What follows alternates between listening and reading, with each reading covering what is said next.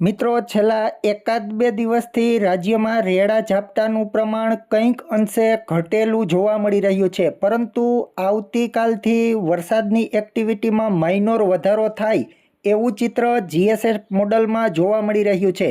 મિત્રો, પરિસ્થિતિ અંગેની વાત કરીએ તો બંગાળની સિસ્ટમ લાગુ જે સાયક્લોનિક સર્ક્યુલેશન જોવા મળી રહ્યું છે તેનો પશ્ચિમનો છેડો આવતીકાલથી ગુજરાતને અસર કરતા બનશે.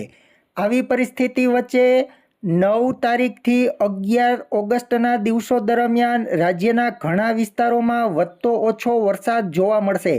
જોકે સૌથી વધુ સંભાવના દક્ષિણ ગુજરાત તેમજ ઉત્તર ગુજરાતની સાથે સાથે મધ્ય પૂર્વ ગુજરાતના વિસ્તારોમાં રહેશે, જેમાં કોઈ વિસ્તારોમાં 2 ઇંચ સુધીનો વરસાદ પણ આ 3 દિવસો દરમિયાન જોવા મળી શકે.